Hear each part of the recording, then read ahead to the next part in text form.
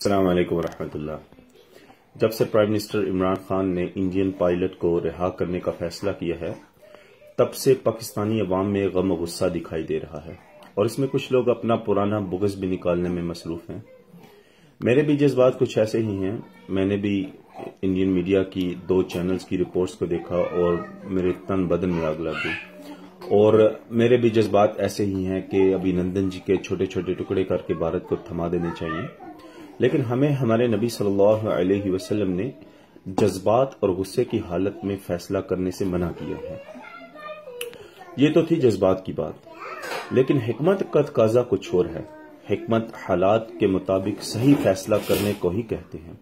صلح حدیبیہ کی شرائط بڑی سخت تھیں، اور ان پر مسلمان بہت غم و غصے میں تھے۔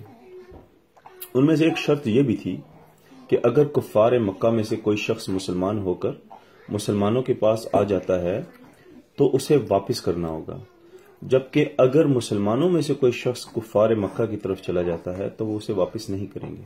اب دیکھیں یہ کتنی سخت اور سخت نا انصافی پر مبنی شرط تھی، لیکن رسول اللہ صلی اللہ علیہ وسلم نے اس شرط کو بھی تسلیم کر لیا، اور پھر بعد میں وقت نے ثابت کیا کہ جیت اسلام کی ہوئی۔ سب سے پہلے تو یہ بات سمجھنی چاہیے کہ ہمارا ہندوستانی چینلز کو سننا ہی غلط ہے۔ ہمیں ان کے میڈیا کو سننا ہی نہیں چاہیے، کیونکہ ہم ان کے ساتھ حالت جنگ میں ہیں، اور حالت جنگ میں وہ ہماری تعریفیں تو نہیں کریں گے اور نہ ہی سچ بولیں گے۔ ہمیں یہ نہیں دیکھنا کہ ہندوستانی میڈیا اس فیصلے کو کیسے لے رہا ہے، بلکہ ہمیں انٹرنیشنل کمیونٹی کی طرف دیکھنا چاہیے۔ اگر آپ انٹرنیشنل میڈیا کو دیکھیں یا ان شخصیات کو دیکھیں جن کا دنیا میں کوئی مقام ہے، تو ہر کوئی آج پاکستان کے گن گا رہا ہے، ہر کوئی پرائم منسٹر کے اس اقدام کو سراہ رہا ہے، اور پاکستان ایک پیس میکر کے طور پر دنیا میں ابھر رہا ہے۔ بلکہ بہت سارے انڈین جرنلسٹ اور دانشور پرائم منسٹر کا شکریہ ادا کر رہے ہیں، اور ساتھ ہی ساتھ مودی کو بتا رہے ہیں کہ عمران خان نے آپ کو مات دے دی ہے۔ اب چونکہ مودی صاحب نے یہ سارا ڈرامہ اپنی الیکشن کمپین کے لیے چلایا تھا، تو اب انہیں فیس سیونگ تو چاہیے، اس لیے وہ بڑھ کے بھی ماریں گے۔ ہمیں یہ توقع نہیں کرنی چاہیے کہ وہ پاکستان کے گن گائیں گے، بلکہ وہ چیزوں کو ٹویسٹ کر کے پیش کریں گے، اور ہمیں اپنی فوج اور اپنی حکومت پر اعتماد رکھنا چاہیے۔ یہ فیصلہ عمران خان خود اکیلے نہیں کر سکتے۔ یقیناً اس فیصلے میں افواج پاکستان، ہمارے انٹیلیجنس ادارے اور تمام ذمہ داران کی انپٹ ہوگی۔